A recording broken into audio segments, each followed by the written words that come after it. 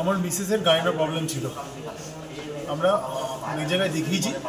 প্রথমে বললো ল্যাপ্রোস্কোপি করাতে হবে একজন ডাক্তার, কিন্তু একজন ডক্টরের কথা শুনে আমি ল্যাপ্রোস্কোপি সার্জারিতে আমি যাইনি। আবার ব্যারাকপুরে একটি বেসরকারি হাসপাতালে চিকিৎসার গাফিলতিতে প্রাণ হারালো বছর 33-এর যুবতী।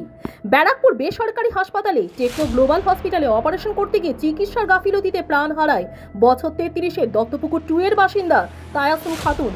দত্তপুকুরের বাসিন্দা তায়াসুন খাতুন বছর 33-এর মহিলা গাইনো সমস্যা নিয়ে ব্যারাকপুর একটি বেসরকারি হাসপাতালে চিকিৎসার জন্য আসে। সেখানকার ডাক্তাররা তাকে বলে অপারেশন করতে হবে। অপারেশন থিয়েটারে নিয়ে গিয়ে তার পরিবারকে কিছু না জানিয়ে কিছুক্ষণ পরেই তাকে জানানো হয় তার পেশেন্ট মারা গেছে।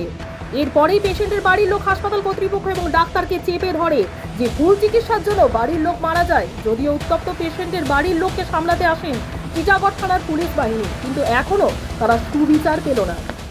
প্রতিবাদ হোক, এর শাস্তি হোক, ডাক্তারের শাস্তি হোক, রেজিস্ট্রেশনটা নিয়ে নেওয়া উচিত, নষ্ট করে দেওয়া উচিত, তাহলে প্রত্যেকটা ডাক্তার সচেতন হবে। আমার মিসেসের গাইনোর প্রবলেম ছিল। আমরা অনেক জায়গায় দেখিয়েছি।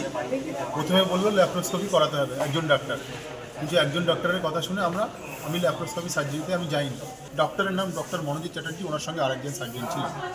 জানতে পারলাম উনি MBBS MS আর অ্যাডভান্স করা আছে ল্যাপ্রোস্কোপিক সার্জারি।